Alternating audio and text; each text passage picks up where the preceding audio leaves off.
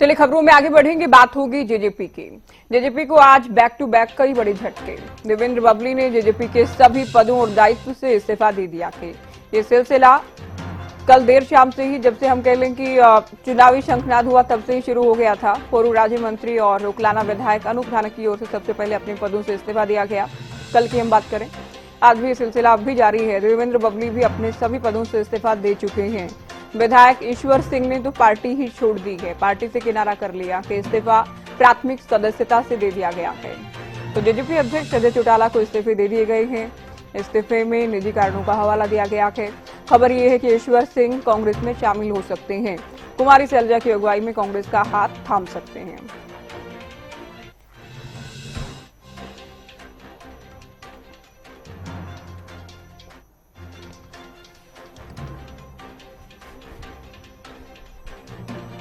तो एक तरफ जहां तमाम दल चुनावी तैयारी कर रहे हैं, जेजेपी, हालांकि गठबंधन जब से टूटा, बीजेपी और जेजेपी की राहें अलग हुई, तब से ही पार्टी नेताओं के, पार्टी पदाधिकारियों के पार्टी को छोड़कर जाने का सिलसिला शुरू हो गया था।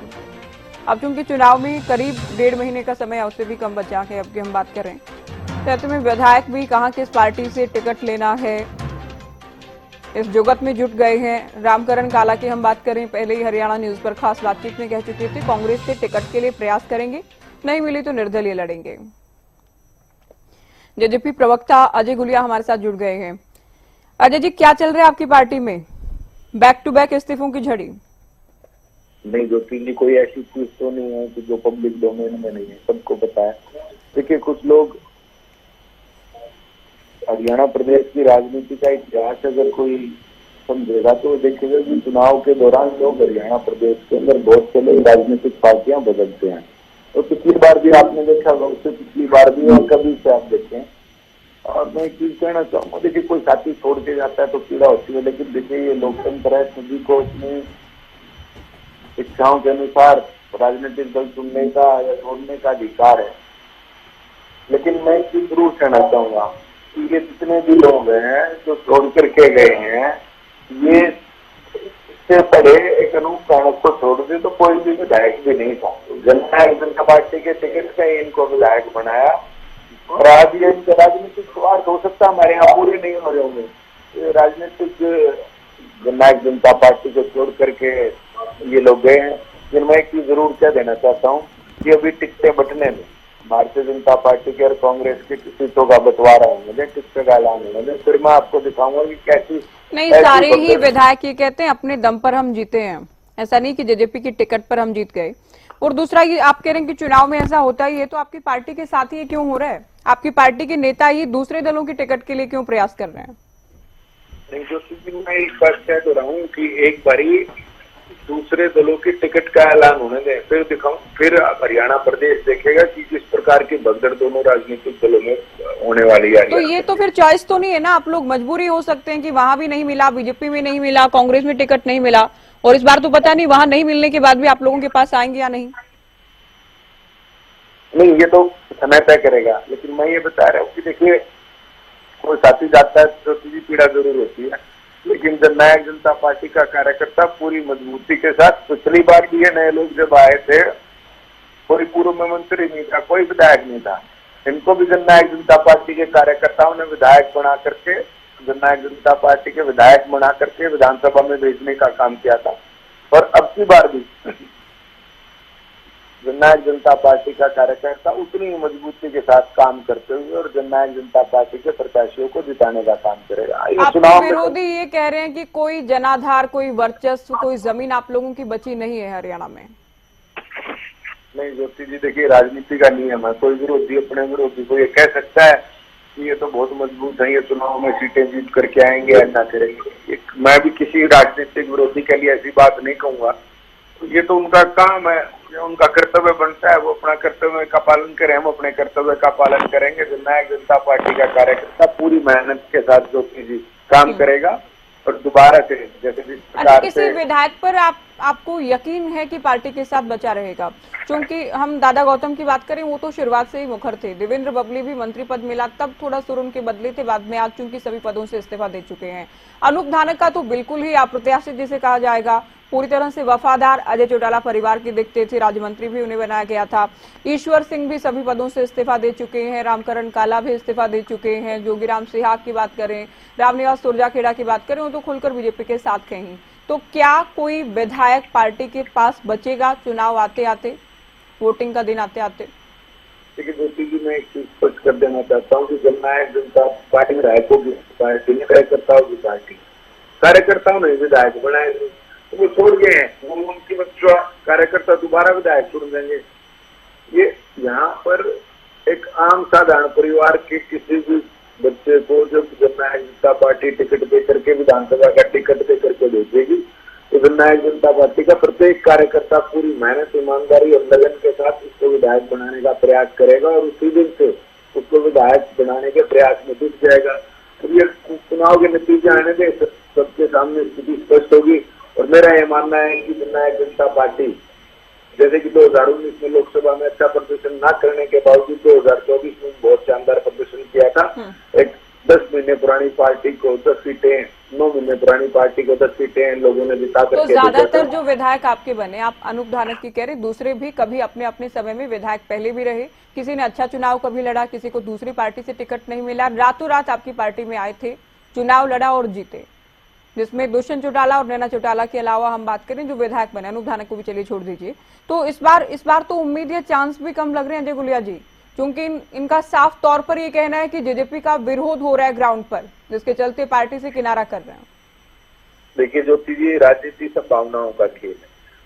अब क्या संभावनाएं बनेंगी, क्या कॉम्बिनेशन बनेंगे, धीरे धीरे जब चुनाव में नॉमिनेशन की डेट नजदीक आएंगी, कौन कहां से चुनाव लड़ना चाहेगा, लोगों का रुख भी स्पष्ट होगा, लोगों का माहौल भी बदलता है। पिछली बारी लोकसभा में भी हम लोगों ने कोई अच्छा प्रदर्शन नहीं किया था, लेकिन विधानसभा पहुंचते पहुंचते जिस प्रकार से दुष्यंत जी की एक लहर हरियाणा प्रदेश के अंदर बनी, हमारा ये मानना है कि ऐसी लहर उत्साह युवाओं में दोबारा होगा और दोबारा से लोग जननायक जनता पार्टी के पक्ष में मतदान करने का काम करेंगे। हमसे गलतियां हुई, ये बात स्वीकार करने में हमें बिल्कुल गुरेज नहीं है। भारतीय जनता पार्टी के साथ जाने का हमें नुकसान हुआ, लेकिन अब वो अतीत की बातें हैं, उसको सुधारने का इख्तियार ना तो मेरे हाथ में ना किसी और के हाथ में है। तो अब इन सब चीजों को भुला करके आगे पार्टी संगठन को जिस प्रकार से नई ऊर्जा, नए लोग संगठन में जुड़े हैं, नया संगठन अच्छा, हमारा बताइए क्या इस बार भी बीजेपी और कांग्रेस की लिस्ट का आप लोग इंतजार करेंगे कि उनकी लिस्ट आ जाए, रूठे लोग या जिनको टिकट ना मिले, जो दावेदार थे, वो आपकी पार्टी की ओर रुख करें? नहीं ज्योति जी, देखिए राजनीति संभावनाओं का खेल है, यहाँ संभावनाएं बनी रहती हैं। हमारे लोग छोड़ के करके गए हैं, कुछ लोग छोड़ करके आएंगे भी। अब जिस प्रकार से जब 2014 में भारतीय जनता पार्टी की सरकार बनी थी केंद्र में, तो 144 सांसद वो थे जो दूसरे दलों से आए थे और वो सांसद बने थे। तो ये लोग तो बदलते रहते हैं। मैं ये मानता हूँ कि अगर अच्छे लोग जरूर आएंगे जो जननायक जनता पार्टी से चुनाव लड़ने की इच्छा रखेंगे, उनको पार्टी जरूर टिकट देगी, जिन्होंने काम करके दिखाया। मैं ये कभी दावा नहीं कर सकता कि कांग्रेस के लोग खराब हैं या भारतीय जनता पार्टी के लोग खराब हैं। ये तो नीतियां हैं, कोई किसी नीति से देश को, प्रदेश को चलाना चाहता है। लोकसभा में हमने देखा दोनों राष्ट्रीय पार्टियों के बीच मुकाबला था। आप लोग भी कहते रहे, इनेलो भी कहती रही कि ये नेशनल पार्टीज का ही चुनाव है, लेकिन इस बार भी ऐसा ही लग रहा है कि जनता बहुत ज्यादा मूड में नहीं है कि वोट खराब किया जाए। दोनों ही पार्टियों में मुकाबला नजर आ रहा है, कम से कम आज के दिन तक। नहीं देखिए, ये लोग किसके हैं? ये लोग हमारे ही लोग हैं। इन्होंने जब सरमाटे पे बिठाया था तो हमें अर्श से अर्श पे ले गए थे। यही लोग हैं, इन्होंने वोट के रूप में अपना आशीर्वाद दिया। लोकसभा में अपना आशीर्वाद इन लोगों ने नहीं दिया, तो नाराजगी थी तो दोबारा से बिल्कुल फर्श पर ला दिया। अब लोगों की नाराजगी, विधानसभा के अंदर लोगों का नजरिया अलग होता है, क्षेत्रीय दलों के लिए बहुत कुछ करने को होता है विधानसभा के चुनाव में। तो हमें लगता है कि लोग दोबारा से अपना वोट के रूप में प्यार और आशीर्वाद देंगे और दोबारा से हमें चले जाने का काम करेंगे। कोई गलती हुई है तो उस गलती को स्वीकार करके लोगों के बीच में जाएंगे और जो हमारी गलतियां रही हैं उनको स्वीकार भी करेंगे। और जो दुष्यंत जी ने 4.5 साल मुख्यमंत्री ठीक है, जनता की उम्मीदें टूटी, निराशा हुई, गलती हुई, लेकिन इन विधायकों के साथ ऐसी क्या गलतियां हुई कि पार्टी छोड़ रहे हैं आपके?